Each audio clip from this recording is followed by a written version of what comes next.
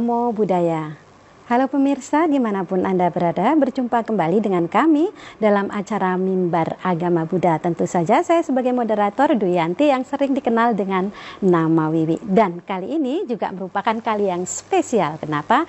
Karena kita akan membicarakan tentang membangun keharmonisan secara Buddhis. Bila di bulan yang lalu kita sudah berbicara tentang bagaimana hiruk pikuknya Indonesia merdeka. Sebagai warga negara kita harus bersatu untuk bersama-sama membuat Indonesia itu makin megah, makin merata. Dan sekarang kita harus tetap membangun supaya apa? Supaya keharmonisan terjaga. Dan tentu saja kita sudah menghadirkan narasumber yang tentu saja dalam agama Buddha tidak asing lagi.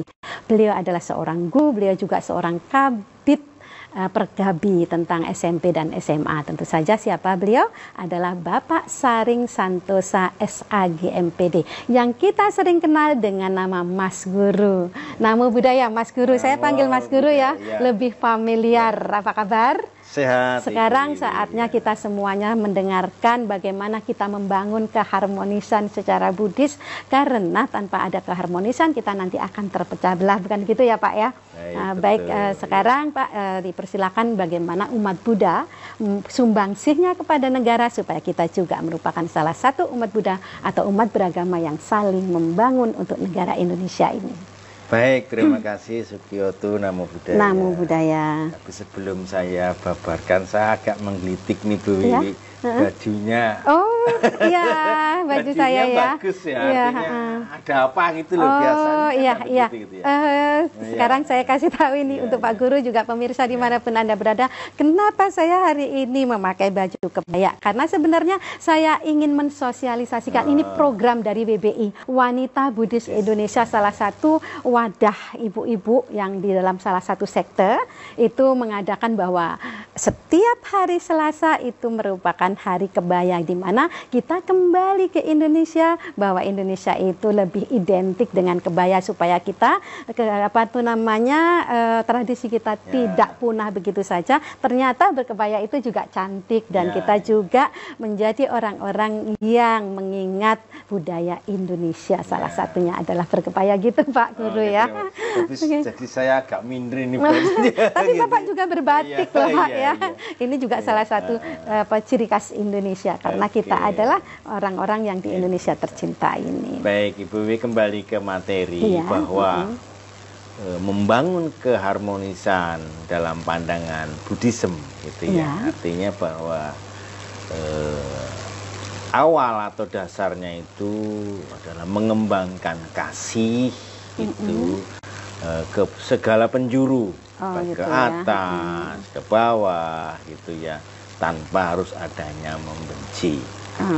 Artinya apa? Di dalam Buddhis harmonis itu bukan hanya sekedar tanpa ada konflik, gitu ya, tapi lebih dalam dari itu, yaitu adanya upaya atau keadaan batin yang seimbang.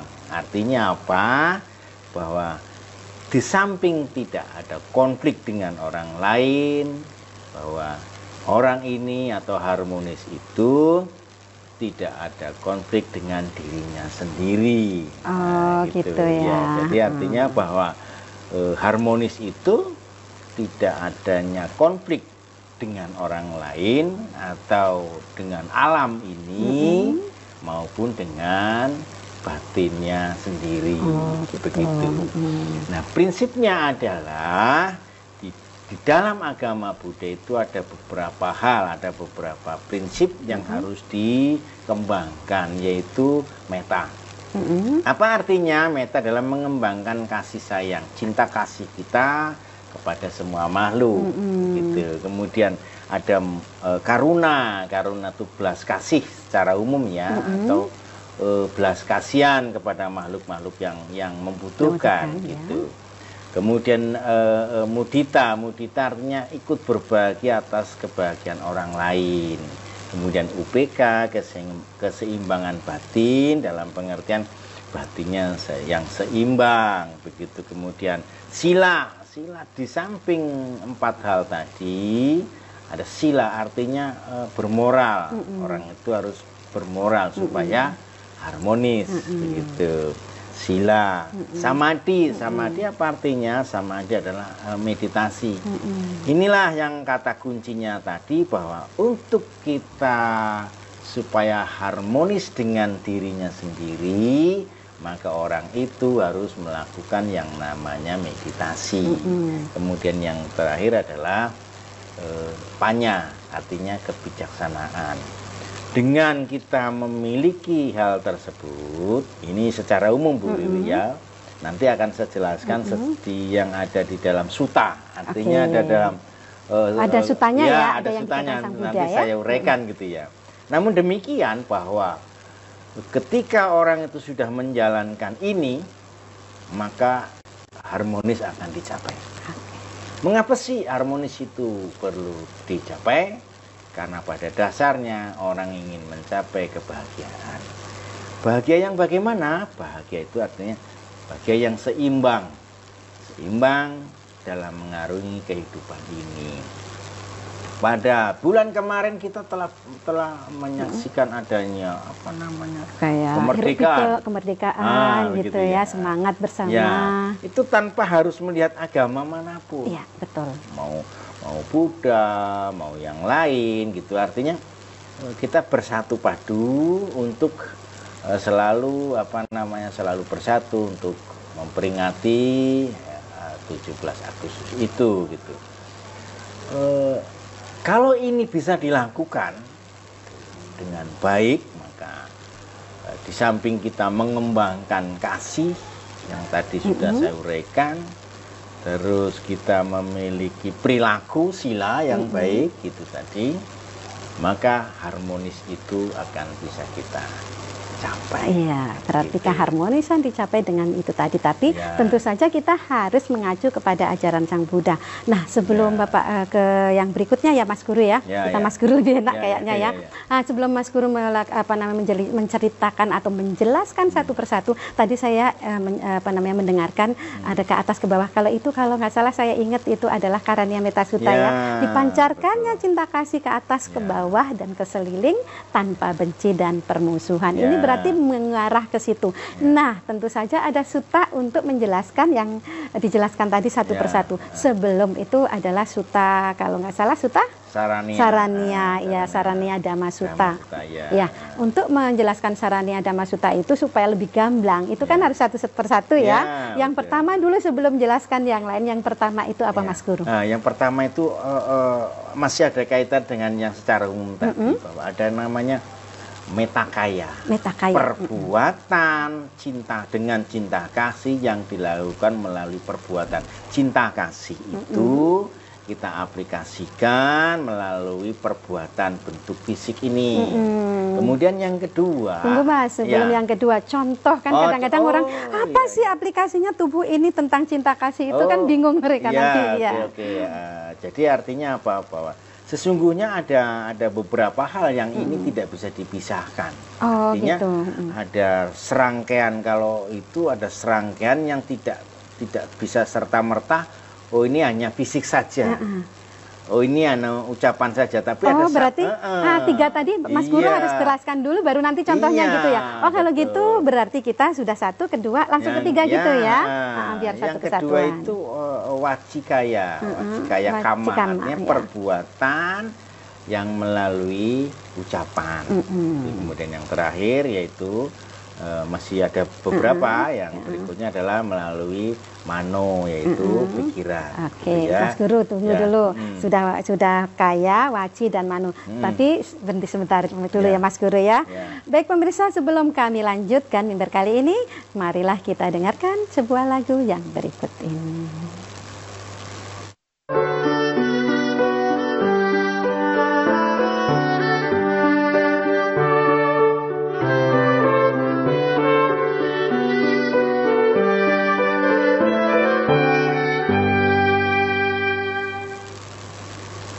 Pemirsa dimanapun Anda berada, masih dengan saya tentunya Wiwi dalam acara Mimbar Agama Buddha dengan tema membangun keharmonisan secara Buddhis bersama narasumber kita tentunya Mas Guru. Dan tadi sudah ada 3 hal yang harus menyatu, yaitu perbuatan, meraih cinta kasih melalui perbuatan badan jasmani, ucapan, dan pikiran. Sekarang boleh teruskan dan berikan contoh supaya kita semuanya mengerti apa yang harus dilakukan. Baik, terima kasih Bu Wiwi. Tadi sudah saya jelaskan bahwa ada yang namanya perbuatan dengan kasih yang dilakukan melalui badan jasmani, kemudian ucapan, kemudian pikiran gitu ya. Dan kemudian ada yang dilakukan dari hal itu, ada yang namanya tentang adanya dalam diri kita itu tentang adanya suka memberi gitu, artinya memberi atau membantu orang lain yang membutuhkan gitu. Kemudian ada perilaku yang baik gitu. Kemudian ada yang terakhir adalah tentang kebijaksanaan.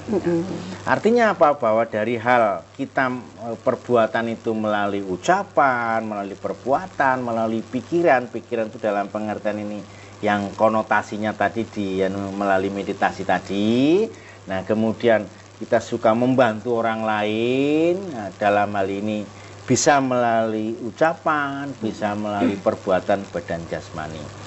Nah, ketika kita bisa menjalankan yang ada di dalam Saraniya Dhamma ini, ya gitu, maka keharmonisan itu akan tercapai. Prinsipnya sebenarnya hampir sama, cuma ini loh yang ada dalam ajaran Sang Buddha ini loh gitu loh. Jadi tidak mengarang gitu, karena ketika kita berbicara mengenai agama Buddha, itu ada di mana? Kan begitu. Jadi kalau misalnya itu dalam sutta apa? Itu ada dalam kitab mana tuh? Dalam Sutta Nipata kan begitu ya. Nah, maka inilah yang ada di dalam Saraniya Dhamma, di dalam Sutta Nipata itu gitu ya. Artinya kita dengan kasih melalui perbuatan. Jadi kalau ada hal yang tidak boleh dilupakan Ibu Wiwi, bahwa kalau kita menjalankan perbuatan baik, saya sebut perbuatan baik gitu ya, itu harus dengan baik. Artinya menolong orang lain itu dengan ikhlas. Artinya dengan ikhlas itu tidak usah diingat-ingat lagi. Oh iya, pokoknya sudah menolong, sudah ya, gitu ya. Kemudian tanpa pamrih, gitu ya. Kalau misalnya saya berbuat baiknya ada pamrihnya, berarti ini kurang baik begitu ya. Nah, oleh sebab itu disarankan dalam sutta ini bahwa segala sesuatu supaya kita memiliki panya, kebijaksanaan, maka ketika kita berbuat itu tidak ada embel-embel dalam pengertian tidak ada pamrih, harus ikhlas begitu ya. Nah, oleh sebab itu disarankan bahwa sebagai umat Buddha, mari kita belajar dalam pengertian ini. Kadang-kadang orang belajar kan jatuh ya, jatuh gitu ya. Misalnya kita mengibaratkan orang naik sepeda, kita belajar jatuh begitu. Nah, jadi ketika kita menolong orang menyeberangkan jalan misalnya, di samping kita dengan kasih melalui perbuatan badan jasmani, aduh Pak, hati-hati kalau nyebrang, melalui ucapan dan pikirannya memang ingin menolong. Nah, itulah ada bukti di sini bahwa perbuatan itu dilakukan melalui pikiran, ucapan, dan perbuatan. Nah, di samping itu bahwa ketika kita sudah menjalankan itu dengan ikhlas, ikhlas dalam pengertian ada pamrih ya, artinya karena yang saya tolong ini orang kaya misalnya, kemudian saya menolong menyeberangkan supaya orang ini tahu saya, tidak ada begitu. Nah, ketika kita memiliki pandangan yang baik tentang bagaimana kita menolong itu, ya saya pikir ini akan terjadi keharmonisan di dalam diri kita maupun di dalam diri orang lain. Karena apa? Karena ada hal yang perlu kita sikapi di dalam keberagaman. Keharmonisan di dalam keberagaman agama itu saya pikir perlu kita kembangkan. Dalam Buddhism bahwa ketika kita ingin harmonis, ingin bahagia, ingin ingin damai gitu ya. Bersama artinya ya, damai bersama. Ingin bersama. Jangan engkau menghina agama orang lain, gitu ya. Nah, karena jika engkau menghina agama orang lain, maka sesungguhnya kamu menghina agamamu sendiri, kan begitu. Nah ini dalam kasus ini adalah supaya kita harmonis di dalam kehidupan keberagaman, keberagaman itu, maka salah satu yang harus kita kembangkan adalah yang itu tadi. Gitu. Kalau saya ingat Pak, kalau kita kan ada sarannya tadi ya. Kalau kita bisa matchingkan, itu di Dhammapada ada Pak ya. Kan ada kata-kata hendaknya kita berbicara benar. Berarti kan itu sudah ucapan ya Pak ya. Betul. Hendaknya kita tidak marah. Marah ditimbulkan melalui pikiran. Hendaknya kita memberi walaupun sedikit kepada mereka yang membutuhkan. Dengan 3 cara ini kita bisa pergi ke hadapan para dewa. Artinya setelah meninggal bisa masuk surga. Ini sebenarnya juga sudah, maksudnya bukan hanya sarania dhamma, tetapi di sutta lain sudah ditekankan gitu Pak ya. Nah dari ini kan harus ada landasannya. Tadi kalau nggak salah Bapak juga di sarania dhamma kan ada kemoralan. Moral itu landasan yang seperti apa supaya ini bisa terjaga dengan baik gitu Pak. Artinya begini, bahwa sila, kita memiliki sila ya, sila. Memiliki moral yang baik. Moral dalam pengertian ini adalah aturan yang ada di sekitar, aturan yang ada di dalam kitab suci, supaya terjadi harmonis. Sesungguhnya kalau harmonis ini, jika perbuatan kita tidak merugikan orang lain dan merugikan diri sendiri, itu sudah harmonis gitu ya. Inilah pentingnya bahwa kita berbicara harmonis, tapi tidak tahu caranya. Gitu, tidak tahu prakteknya. Bagaimana prakteknya, kan begitu?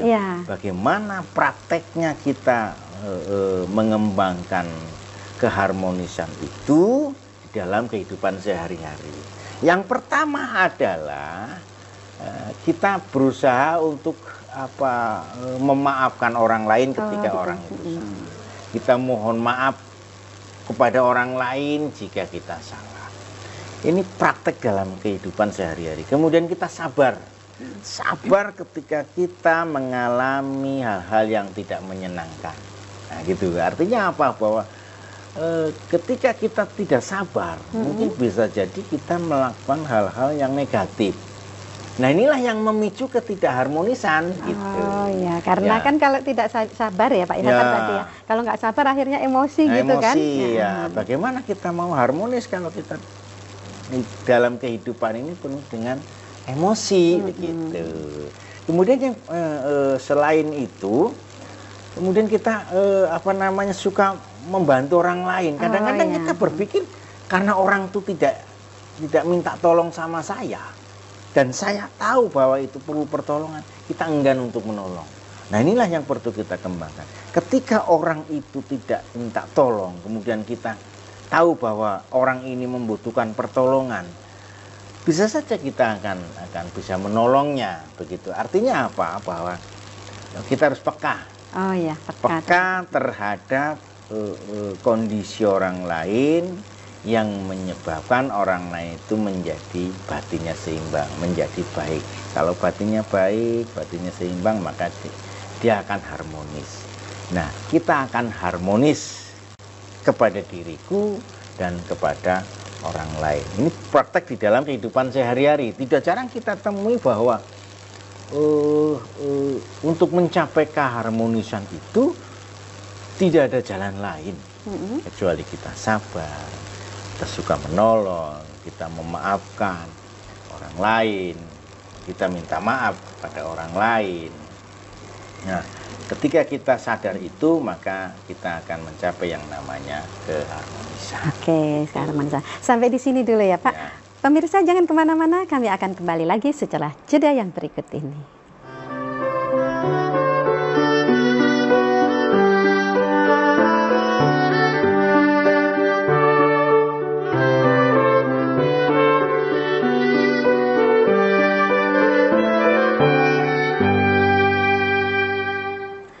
Pemirsa TVRI dimanapun Anda berada, tentunya masih bersama saya Wiwi dalam acara Mimbar Agama Buddha dengan Mas Guru narasumber kita kali ini, Dan kita akan menanyakan, kalau tadi secara teori itu sudah selesai, Mas Guru, ya sudah sangat lengkap. Sekarang bagaimana penerapan Sarania Dhamma tersebut dalam kehidupan sehari-hari? Karena banyak orang yang ngerti teori tetapi tidak bisa mengaplikasikan, menerapkan dalam kehidupan sehari-hari. Baik, pemirsa, bahwa penerapan di dalam kehidupan sehari sudah saya cuplik sedikit tadi ya, bahwa ini ada hubungan komunikasi. Kan kita pasti bergaul dengan orang lain, berkomunikasi dengan orang lain, maka berkomunikasilah yang baik, jangan sampai menyinggung orang lain gitu, jangan sampai menyakiti hati orang melalui ucapan tegur sapa yang baik, begitu, komunikasi lah gitu. Ramah gitu ya, ramah gitu. Kemudian yang kedua yaitu selain kita berkomunikasi, kita harus menjaga baik dengan lingkungan kerja. Tidak jarang di lingkungan kerja kita akan terjadi benturan. Benturan dalam pengertian tidak harmonis begitu ya. Kadang Mas Guru, saya ini dulu ya, koma dulu. Ini benar-benar pertanyaan yang maksudnya gini. Kadang-kadang seseorang punya masalah entah di rumah, entah di jalan, entah di mana, begitu sampai kantor atau sampai tempat kerja apapun itu ya, itu terjadi benturan. Ini apa harus dilakukan supaya harmonis tadi? Betul. Artinya apa? Kita bahwa menyadari di lingkungan kerja, karena pertama kita berkomunikasi kan begitu. Nah, kita harus menyadari bahwa di lingkungan kerja itu ada perbedaan, ada perbedaan pendapat gitu ya. Nah, oleh sebab itu kita harus menghargai perbedaan pendapat. Tidak jarang ketika dalam suatu lingkungan kerja, saya pikir itu pasti ada pendapat-pendapat yang berbeda. Saya maunya begini, si A maunya begitu, beda-beda ya gitu. Nah, sikap inilah yang harus kita tahu. Artinya apa? Bahwa kita harus menyadari perbedaan diriku dengan perbedaan orang lain. Kalau kita memiliki sila, kita memiliki ucapan yang baik, kita memiliki pikiran yang baik, kita memiliki perbuatan yang baik, maka ini akan bisa dilakukan. Tetapi kalau kita tidak memiliki pikiran yang baik, tidak memiliki ucapan yang baik, tidak memiliki perbuatan yang baik, maka akan sulit kita dalam bergaul di dalam lingkungan kerja.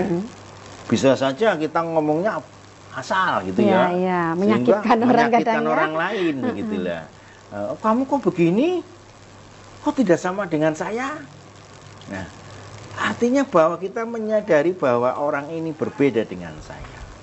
Berbeda, maka oleh sebab itu kita sadari, oh ternyata ini berbeda. Itu tidak sama. Jangankan dalam kehidupan kita di lingkungan kerja, di rumah saja kita berbeda. Iya kan? Betul, dengan ibunya mau seperti ini, bapaknya maunya seperti ini, kakaknya maunya seperti ini, adiknya maunya seperti ini. Kok tidak sama dengan kemauan saya? Nah, kita harus sadari itu, bahwa ternyata dimanapun berada, di lingkungan kerja, di rumah, kita ada perbedaan itu, maka kita harus menghormati perbedaan yang ada. Oke, baiklah. Mas Guru, ada cuma entah setengah menit atau beberapa detik bisa disimpulkan yang singkat tetapi ini merangkum semuanya. Baik, pemirsa TVRI di mana berada, bahwa membangun keharmonisan dalam agama Buddha itu tidak gampang. Kita perlu perjuangan di dalam diri kita agar kita harmonis dengan diri kita dan harmonis dengan orang lain. Caranya adalah bisa memaafkan orang lain dan bisa minta maaf kepada orang lain, dan kita menyadari keberbedaan diri kita dengan diri orang lain, berkomunikasi yang baik dan membantu orang yang membutuhkan atas dasar metta, karuna, mudita. Saya pikir seperti itu. Baik, terima kasih Mas Guru, ini sudah sangat-sangat komplit, dan kalau kita semuanya sudah bisa mempraktekkan hal ini, saya yakin kita bisa harmonis di rumah tangga, harmonis di lingkungan, dan harmonis di Indonesia. Kita menjadi bagian umat Buddha, salah satu umat yang ada di Indonesia yang memberikan keharmonisan untuk negara kita. Saya ucapkan anumodana, semoga saudara pemirsa dimanapun Anda berada merasakan kebahagiaan setelah kehadiran kami, dan kami akan hadir lagi di episode berikutnya, tentu saja dalam acara Mimbar Agama Buddha. Dan akhir kata, Sabe Sata Bawantu Sukitata, semoga semua makhluk hidup berbahagia. Sadu, sadu, sadu.